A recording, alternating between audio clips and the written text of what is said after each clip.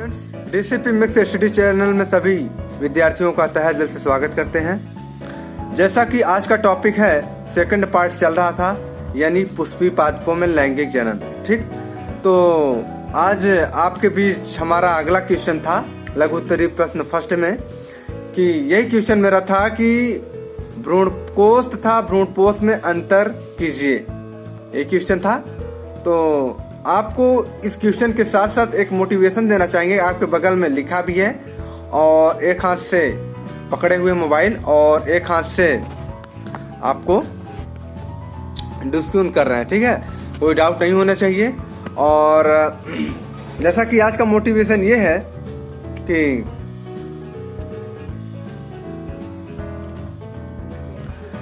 याद रखना साहब, जब तक आप काम के हैं लोग आपको पहचानेंगे। ठीक, क्योंकि याद रहे और दिया जलने के बाद भी माचिस की तीली फेंक दी जाती है।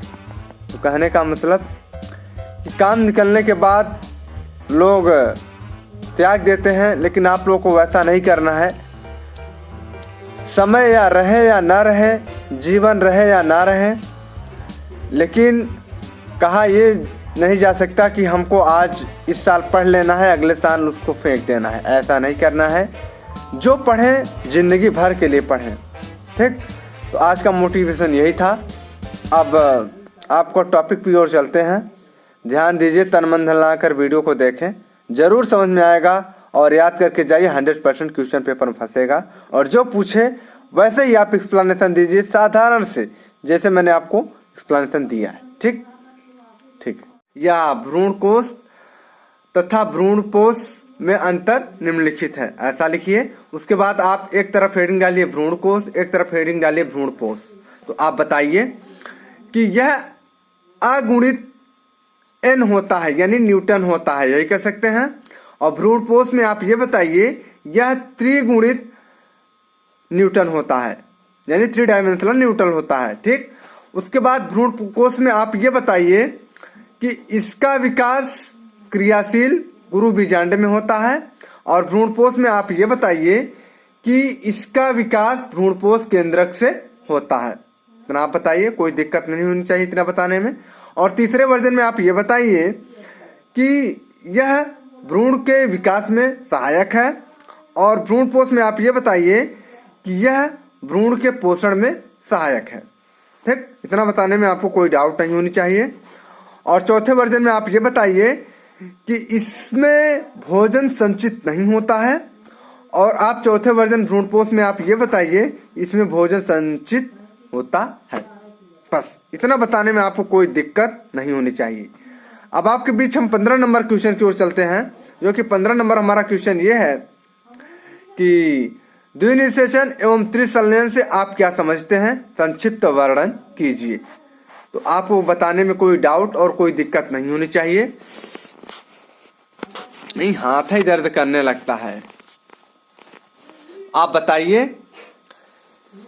या क्वेश्चन ऐसा भी कहीं यही पूछ लेता है कि संयुग्मन तथा त्रिसमेकन में अंतर स्पष्ट कीजिए, जैसा कि 2017, 2016, 2020 में पूछा गया है। तो आप बताइए कि द्विनिषेचन एवं त्रिसंलयन परागण या परागकण या परागण के परिणाम स्वरूप परागकण वर्तिकाग्र पर पहुंचते हैं। इतना बताइए। उसके बाद परागकण अंकुरित होकर परागनलिका बनाते हैं। इतना बताइए। उसके बाद आप ये बताइए कि परागनलिका में स्थित जनन कोशिका के विभाजन से 2 नर युग्मक बनाते हैं। कितने? 2। उसके बाद आप ये बताइए कि परागनलिका में स्थिर जनन कोशिका के विभाजन से 2 नर युग्मक बनाते हैं और परागनलिका नर युग्मकों को भ्रूणकोष में पहुंचाती है। इतना बताइए। उसके बाद भ्रूणकोष में एक नर युग्मक अंड कोशिका से निषेचन के फलस्वरूप युग्मनज बनाता है। इतना बता सकते हैं। उसके बाद इसकी सत्य निषेचन या संयुग्मन कहते हैं, इसको कहते हैं, ये कह सकते हैं। और तथा दूसरे नर युग्मक द्विगुणित द्वितीय केंद्रक या दो अगुणित ध्रुवीय केंद्रकों से मिलकर त्रिगुणित प्राथमिक भ्रूणपोष केंद्रक बना लेता है। इतना बताने में कोई आपको दिक्कत नहीं होना चाहिए। उसके बाद इस क्रिया को त्रिसंलयन या त्रिसमेकन कहते हैं। ठीक, इतना बताइए। उसके बाद आप ये बताइए कि युग्मनज से भ्रूण और प्राथमिक भ्रूणपोष केंद्रक से भ्रूणपोष का विकास होता है। इतना आप बता दीजिए, खट से आपका नंबरिंग ऐड हो जाएगा। एग्जामिनर भी सोचेगा अच्छे से लिखे हैं विद्यार्थी, क्यों ना इसको नंबर दिया जाए। ठीक है, तो अब आपके बीच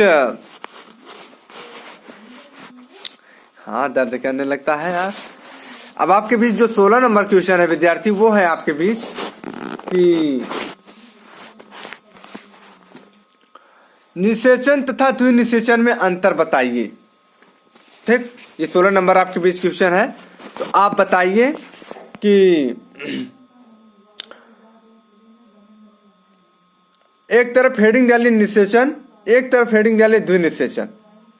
उसके बाद आप बताइए कि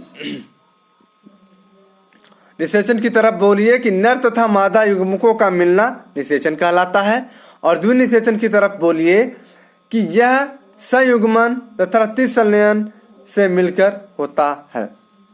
ना बताने में कोई दिक्कत नहीं होनी चाहिए। उसके बाद निषेचन में आप बताइए ये सभी यूकैरियोट्स में होता है, और द्विनिषेचन में आप ये बताइए ये केवल आवृत्तबीजी पादपों में ही होता है।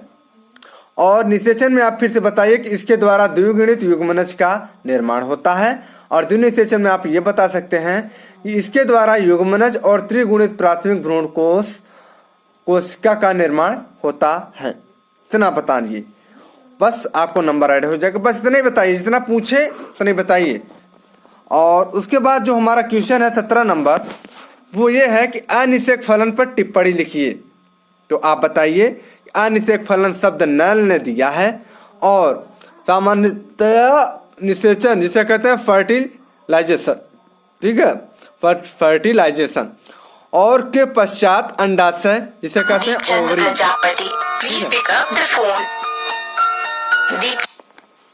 फोन आ गया था, कोई दिक्कत नहीं होनी चाहिए। ठीक है, जिसे कहते हैं ओवरी।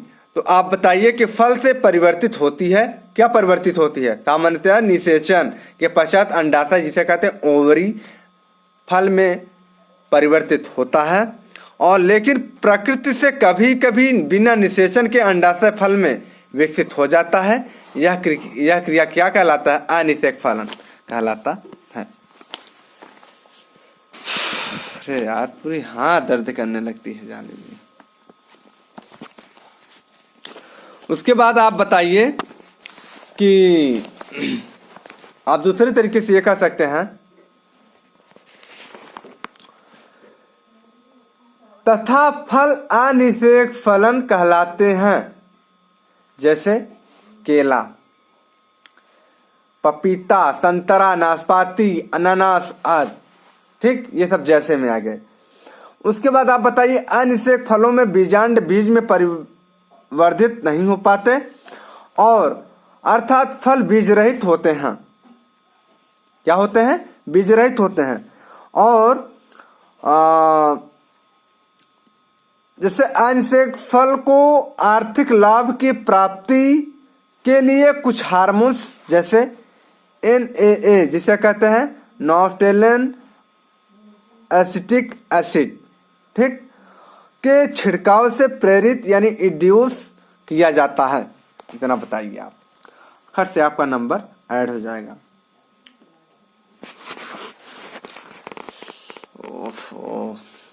अब 18 नंबर क्वेश्चन है आपके बीच स्टूडेंट कि चित्रों की सहायता से द्विबीजपत्री भ्रूण के विकास का वर्णन कीजिए, या फिर ये पूछ सकता है कि द्विबीजपत्री पादपों में भ्रूण विकास के विभिन्न अवस्थाओं का केवल नामांकित चित्र बनाइए।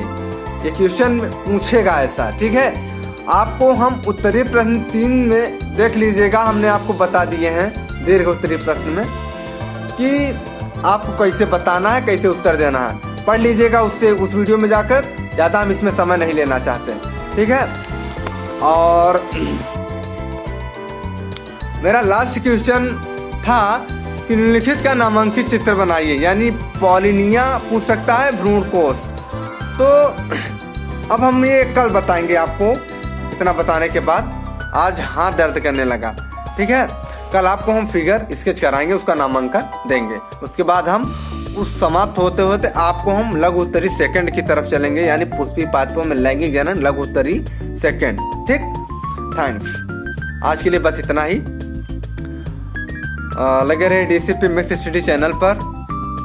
मेरी वीडियो अच्छी लगी हो तो लाइक करें, न सही लगी हो तो डिसलाइक करें, ये भी कहता हूँ। और हम यही कहते हैं कि आप तन मन धन लगाकर वीडियो को देखा करें। पर डे आपकी क्लासेस चल रही है, नहीं तो आपको पछताने का मौका मिल जाएगा और आप अपने परीक्षा में 0 अंक पाए जाएंगे, ठीक है।